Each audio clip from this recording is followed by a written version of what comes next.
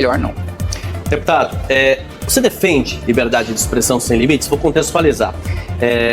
Uma declaração mais antiga, né, que gerou polêmica, o senhor defendeu o direito de existir dos países nazistas na Alemanha. Eu quero saber aqui no Brasil se o senhor acha que as pessoas têm o direito de falar o que quiser na internet. Eu falo isso porque na internet se pratica crimes de ódio e também se publica notícias que são inventadas, ou além de ser falsas. São notícias inventadas deliberadamente que podem manipular a população.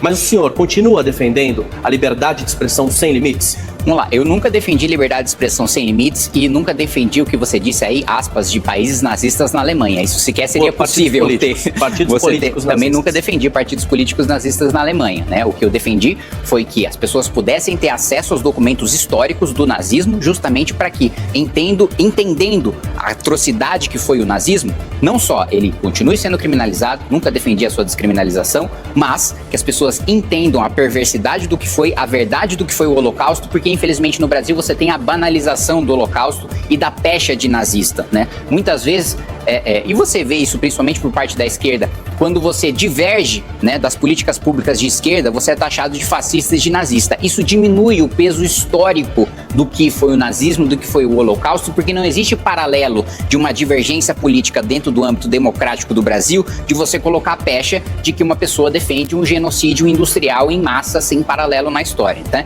Então, esse é o ponto. Segundo, nunca defendi liberdade de expressão irrestrita, inclusive nos próprios Estados Unidos, em que é o país que concede, né, a maior amplitude de liberdade de expressão, inclusive injúria e difamação, por exemplo, não são crimes nos Estados Unidos, mas ainda assim, lá como direito constitucional, não é irrestrito, e o exemplo mais comumente utilizado na doutrina é que nos Estados Unidos não existe o direito de você dentro de um cinema gritar fogo, né? Que você vai causar perigo e dano para as outras pessoas, ainda que isso em tese estivesse abarcado aí na liberdade de expressão.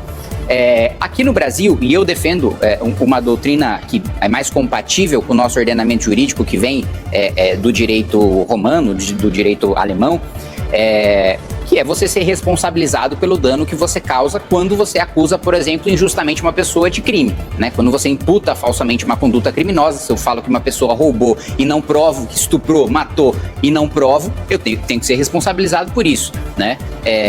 Da mesma maneira, se eu incito crime, né? Se eu alicio pessoas para o crime organizado, se eu mando, incentivo pessoas a usar drogas, se incentivo pessoas a se faccionarem, né, ao PCC, ao Comando Vermelho, por exemplo, não acho que tem que ter liberdade de expressão irrestrita, não.